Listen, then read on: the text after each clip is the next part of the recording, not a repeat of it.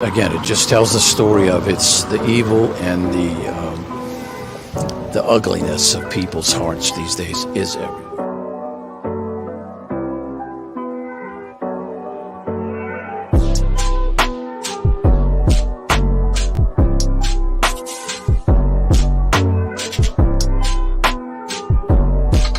This is Frankie Rose's Think Tank. Here's your host, Frankie Rose. Hey guys, so they are ready to go. Good morning. All right, Thank you friends. for being here. Before we begin, I'd like to introduce everybody who's here present at the press conference. To my left, as I'm sure you know, is Chief Kenneth Caluzzi of the Lower Makefield Township Police Department. And to his left is Deputy Chief Bob Lewis of the Lower Makefield Township Police Department. Behind is, from the left, County Detective Tim Campbell. To his right, Detective Sergeant Brian Omler of the Lower Makefield Township Police Department. I failed to mention Detective Campbell is with the District Attorney's Office. And then to his right is our coroner, Patty Campy, Bucks County Coroner. And directly behind me is my colleague, AJ Garabedian, who is the prosecutor assigned to the case, and Rebecca Vanderwerth, who is the second chair prosecutor assigned to prosecute this case. And to her right is Chief Martin McDonough of the District Attorney's Office, County Detectives. And behind Chief McDonough, to his right is Detective Peter Lang of the Lower Makefield Township Police Department. And behind him, Detective Dante Montella, my colleague from the District Attorney's Office, County Detectives. Yesterday, we charged Trevor Weigel, 23 years of age, for the murder of Jaden Batista. Jaden was only 19 years old. Weigel and Batista were former partners in a relationship that had recently ended. They dated for approximately 2 months. The relationship recently ended, and obviously they remained amicable. On Friday, officers from the Lower Makefield Township Police Department were dispatched to 2507 Waterford Road in Lower Makefield. It was on Friday the 16th at approximately 2:22 p.m. following a 911 call of a burglary in progress. It was reported that a white male was attempting to enter the residence through a first floor window. When the first officer arrived, as he was pulling up to the residence, he observed a man standing outside of a red Mustang with the door open. Before that officer could exit his patrol vehicle, he saw this male chase a female, subsequently tackle her, and begin to stab her. Obviously, that officer immediately approached in an effort to try to stop the attack and to render aid. The male then fled, gave chase. He actually scaled a fence, and other officers, one particular, punched through the fence to apprehend the male. While the male gave chase, he was observed stabbing himself in the neck. The officer who first responded attempted life-saving measures to the victim, Jaden Batista, but was unsuccessful. Ultimately, she was transferred to St. Mary's Medical Center, where she succumbed to her injuries. The male that fled, that scaled the fence where officers were able to apprehend him, was subsequently tased and taken into custody. And on the path of travel where he ran from his vehicle to attack the female, was discovered a knife that was Batista.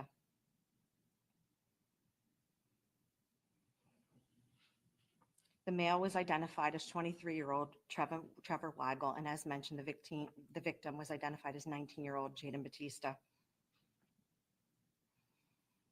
Weigel was treated for his injuries and is presently being treated for his injuries at St. Mary's Medical Center, however, is expected to survive.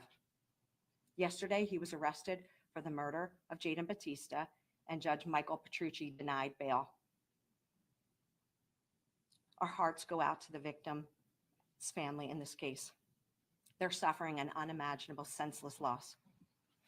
This case serves as a reminder that one can never fully appreciate the lethality of a situation when enduring domestic violence. If you or someone you know is in a domestic abusive relationship, please call for help to the numbers we've provided. But our thoughts also go out to the officers who responded, and in particular, the original responding officer who witnessed Jaden's murder. It is my understanding that he served 2 tours in Iraq, then worked as a police officer in the city of Philadelphia in a high crime area, and then came to work for the Lower Makefield Township Police Department, where we're privileged to have him. As you can imagine, there is vicarious trauma often that occurs when officers respond to such an unimaginable scene. So our thoughts are with all of the officers who responded as well. I'm going to turn it over to Chief Coluzzi, and then we'll take any questions you may have. Thank you, District Attorney Shore. Wow. Hey, First, I want to offer my condolences nice to hat. Jaden's family on behalf of the District Attorney's Office and the Lower Makefield Police Department. As the District Attorney said, it was a horrendous, horrible incident. Just imagine the first police officer responding to this situation. He pulls up on a scene. He sees a male brutally and violently stabbing a young 19-year-old female. He tries to take every measure he can to save her life, while other police officers give chase to this coward who was running from the scene. Amazing police work. Amazing. So I just want to offer, like, as the DA did, my proud comments to the officers that responded and their heroic efforts. So that's all I have to say. And if you have any questions, we'd be happy to take them at this point. How many times was she stabbed? Do we know? Well, we think that she was stabbed approximately 15 times with two vital blows, one to the neck carotid artery and one to the aorta. Had he been threatening, do you, any sense from her family whether he had been threatening her during the 2 months that they've been broken up? Well, there's some indication, but we don't want to go into that right now and talk about what the DAs know and what our detectives uncovered during this investigation. Was there any protection from abuse order? There was no protection from abuse order. He's charged with murder. Murder generally, first degree murder? He went there. We traditionally charge murder generally, which covers first degree, second degree, and third degree murder. And in this particular case, obviously, we will argue that this is a first degree murder, premeditated with a specific intent to kill. And when you have a deadly weapon on a vital part of the body, it's pretty evident that this is a first degree murder. I'm sorry? As mentioned by the chief, we are not going to answer specifics as to the investigation as it's still unfolding and will continue to unfold. But again, just reminding the community that if you know someone who is in an abusive relationship, please seek out help. So he tries to get into the house, but when the officer arrives, he's out of the house, she's out of the house. Do you know how that happened? Well, what we do know, and it's particularly heartbreaking, is that Jaden was on the phone with a friend. She had called a friend and she indicated, I believe Trevor's trying to get in the house. And that friend ended up being the 911 caller. We know that friend actually heard what sounded like disruption in the home and then heard Jaden's voice be muffled. So that friend is an ear witness to the events that led up to Jaden's homicide. As it relates specifically to how she ended up being outside the home, again, our investigation is still pending. The car door was open when police, the Mustang was open when police arrived. Was Jaden in the car or No. was she out of the car? No, excuse me. The Trevor was standing by the Mustang. If I miss, Right. yes, and Jaden was initially. Sorry, Joe. Jaden initially was not seen, and obviously this is unfolding in real time for this officer. And as he's looking into his passenger side mirror, he sees a young woman run, and then sees this individual that he had no reason to believe was associated flee. And like I said, this unfolded right before him, despite his valiant efforts to try to intervene and then obviously render aid. Was there anyone else home that witnessed this? I don't know. No one else was home at the time. You also have the benefit of not just that friend, but body camera when he made a statement. I can't speak to the statements. The rules prohibit me from doing so, but obviously details will unfold as we prosecute this case. Was there body camera? Was anybody wearing a body camera that was engaged? Yes, there are body cameras that were worn that day. Is there anything else that you can tell us that would indicate, because I understand that there are some details that can't be released right now, anything else that would indicate to you what makes this a domestic violence situation other than just their prior relationship? I mean, whenever someone's in an intimate or romantic relationship, there are other factors that we consider that sometimes makes them more vulnerable and perhaps maybe makes it challenging to assess, where that line is. And she was a very young child. I mean, this is a parent's worst nightmare, a family's worst nightmare. It's what we try to prepare our children to be aware of. But again, our thoughts are just with the family on this. 19 and 23. Seems like such a waste. And I know we always say, here on our side of things and your side of things, that when the breakup happens, it's the most dangerous time for the victim here. And that the victim should get help. But surely there are people on the other side of this that see when the other person is spiraling. Isn't there some responsibility for them too to, call police and let you all know that this person could be a danger? I can't speak to that. What I can say is domestic violence touches everyone. I mean, regardless of socioeconomic levels, regardless of education, regardless of age. So it's hard because what I want to be clear is we are not at all suggesting any failure on Jaden's part. How could one ever imagine someone they love would do this to them after, quite frankly, only a very short relationship? So, it's just a wake-up call to, remind the community that this is real. Domestic violence is real. How long were they broken up? Roughly 2 months, it's my understanding. So they had a 2-month relationship and they were broken up 2 months. Correct.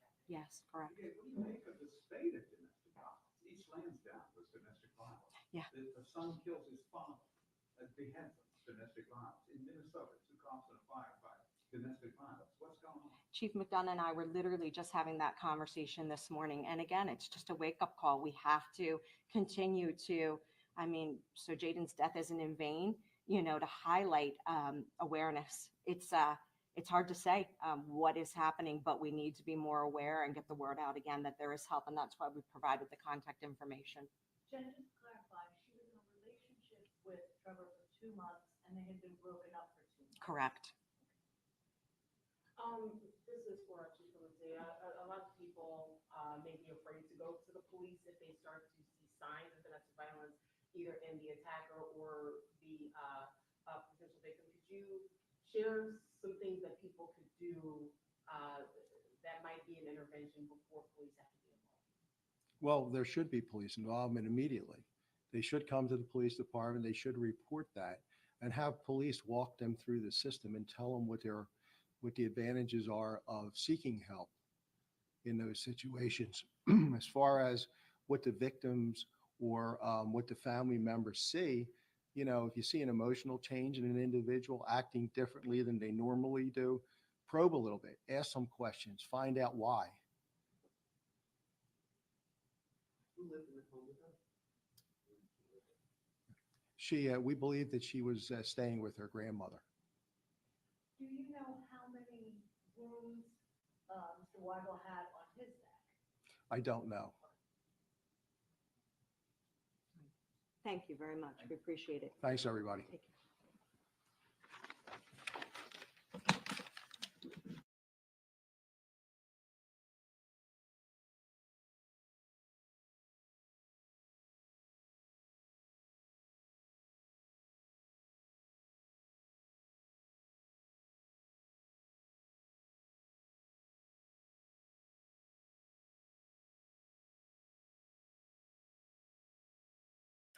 Thank you.